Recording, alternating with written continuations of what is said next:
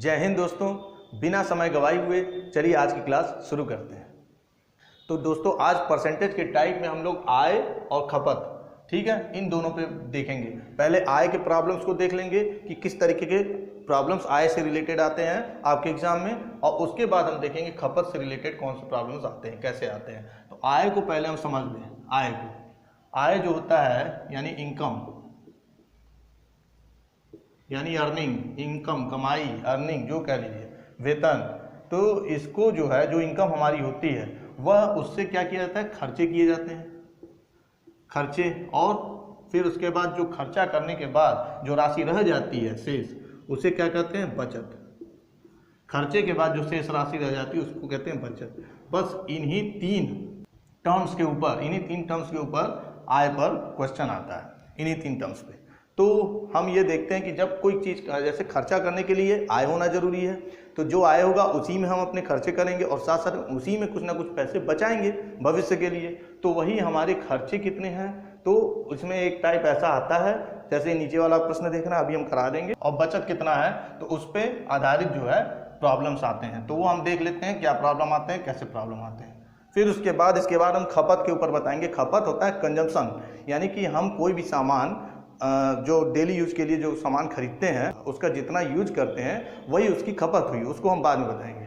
तो जैसे आय में देखिए, ए की आय बी की आय से 20% अधिक है, इसमें आय जरूर लिख दिया है, लेकिन जो पिछली क्लास में हमने आपको समझाया था उसी पे बेस्ड है ये क्वेश्चन। तो ए है और बी है इसमें, ठीक। ए की आय बी की आय से 20% अधिक है, ये 20% ज़्यादा है, तो यानी कि इसको हम मान लेंगे 100 है। जिसके बारे में नहीं दिया उसको मान लिया, तो इसकी राशि 100 है, ठीक है। परसेंट में क्या मानते हैं, परसेंट में हमेशा 100 मान के चलते हैं। तो इसका कितना होगा, 20% अधिक यानी 120। तो अब यह बी पूछा ना, बी की आय से कितनी कम है, तो बी की आय ए से कितनी कम है। तो ए से पूछ रहा है तो ए को नीचे रखते हैं, ऊपर क्या लिखते हैं, दोनों का डिफरेंस लिखते हैं, और 100 का गुणा करके हम क्या निकाल लेते हैं, परसेंटेज निकाल लेते हैं। तो 1/6 गुणे 100, और 1/6 भिन्न को हम परसेंट में क्या कहते हैं, तो 16 सही 2/3 यह कहते हैं। तो इसका आंसर यह हो गया, ठीक है। दूसरा प्रॉब्लम क्या कहता है, तो दूसरा कह रहा है कि रमेश की आय 2018 में क्या थी, जबकि 2019 में उसकी आय में 10% की वृद्धि हुई, और 2020 में 20% बढ़कर उसकी आय 20 का दिया है, और 2018 में पुराना आय पूछ रहा है, ठीक है। तो हमको पीछे जाना पड़ेगा। तो हम पहले देखिए आपके उसमें प्रश्नों में जो है, आपकी प्रॉब्लम्स में देखिए, आपके एग्जाम में जो है वो 2 साल या 3 साल से ज़्यादा नहीं देगा, तो मैक्सिमम मान लीजिए 3 साल तक देगा। तो हम 2018 मान लें, इसमें पूछ रहा है 2019 और 2020। तो 2018 में उसकी आय क्या थी, मान लिया x थी, और 2019 में हमको बताया कि 10% वृद्धि होती है आय में, और इसमें 20% की वृद्धि होती है 2020 में। 2020 में 20% की वृद्धि होती है, तो 10% की वृद्धि होती है, तो वृद्धि कितनी हुई, 10 नहीं, तो हम 10% को 1/10 कर देंगे, 1/10 भिन्न में, और किसका, x का, तो x/10 हो जाएगा। यह राशि बढ़ी हुई राशि, और इस राशि को इसमें जोड़ देंगे, तो यह वेतन था इसका 2019 में, यानी कितना हो गया, 10x + 1 यानी 11x/10 हो गया। कितना हो गया, 11x/10 हो गया। तो यह थी इसकी राशि, तो यह था इसका वेतन 2019 में। और 2020 में क्या होगा, जिस तरह इसका निकाले थे हमने 10%, उसी तरह इसका निकालेंगे हम 20%। तो 20% निकालेंगे, 11x/10 का 20% का मतलब भिन्न में 1/5 होता है, तो 1/5, और प्लस यह वाला जो वेतन था वो तो जुड़ेगा ही जुड़ेगा, तभी तो नया वेतन आएगा। यह तो बढ़ा हुआ अमाउंट है जो 20% बढ़ करके मिलेगा, और उसमें पुराना वाला जोड़ लेंगे, तो यह हो गया, यह अमाउंट आया। अब यही अमाउंट जो 2020 में यह वो पाएगा, ठीक है। और यह कितना है, तो यह दिया हुआ है कि उसकी आय 2020 में 2,64,000 है, तो 2,64,000, यानी इसको इसके बराबर कर दें, यही लिख देते हैं हम, 11x/10 प्लस 11x/10 × 1/5, यही है।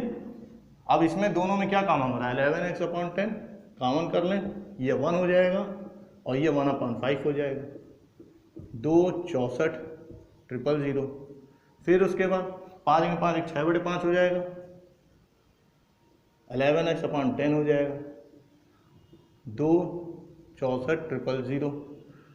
फिर क्या हो जाएगा, ये नीचे वाली जो राशि है ये यहाँ गुणा हो जाएगी ऊपर जा करके, और ऊपर वाली जो राशि है x को छोड़ के, x नहीं रहने दीजिए, वह क्या हो जाएगी, नीचे आ जाएगी।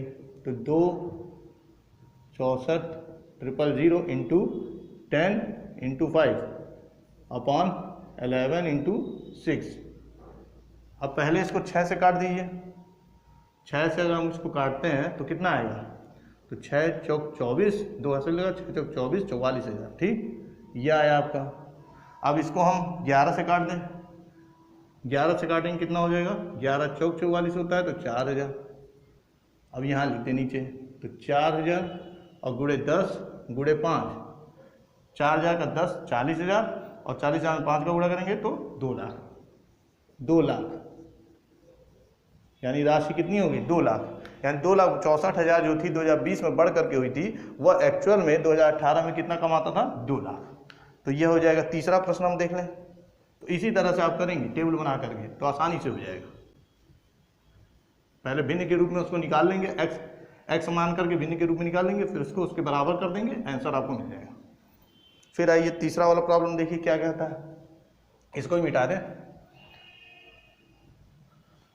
विनोद अपने वेतन का 15% किराए पे, अभी हमने जो बताया था आय में, कि आय जो होती है उसी में हम खर्चा करते हैं, उसी में हम बचत करते हैं। खर्चे को पहले जोड़ लेते हैं कितना खर्चा हो रहा है, फिर जो बचती राशि वो बचत होता है। यही अब किया है। तो खर्चे को हम पहले देख लें कितना है खर्चे। इसी तरीके की आपकी क्वेश्चंस आते हैं। इसमें आपका 15% किराए पे। अब चूंकि अलग अलग मदों का पूछा नहीं है कि उसका अमाउंट कितना है, तो हम सब इकट्ठे जोड़ लें। अगर पूछता कि किराए पे कितना खर्चा किया, तो हमें लिखना पड़ता है कि किराए पे 15% है, तो इतने बराबर इतना अमाउंट है। तो ऐसा कुछ पूछा नहीं है, इसलिए हम सीधे जो है सभी मदों को जोड़ देते हैं। सभी मदों को आपस में जोड़ दें। 25% बच्चों की फीस पे, ठीक है, 35% अन्य मदों पे, अन्य मदों पे 35%, तीनों का आपस में जोड़ दें। 25 15 40, 30 70 75, 75% खर्चा है। खर्चे कितने उसके, 75%। तो बचत कितना हो जाएगा, कमाई उसकी 100%, उसमें से 75% खर्चा, तो बचत है 25%। ठीक, यानी 25% बचत है। अब बचत की राशि दी हुई है 5,000 रुपया, तो बचत को हम यानी 25% को 5,000 के बराबर कर देंगे। ठीक है, 5,000 के बराबर कर देंगे। अब 1% क्या हो जाएगा, 25 इधर आएगा, बटा हो जाएगा, तो 100% यही इसकी इनकम है, यही इसका वेतन है। तो 100% कितना होगा, तो 100, एक में 100 का गुणा होगा, तो इधर भी 100 का गुणा होगा।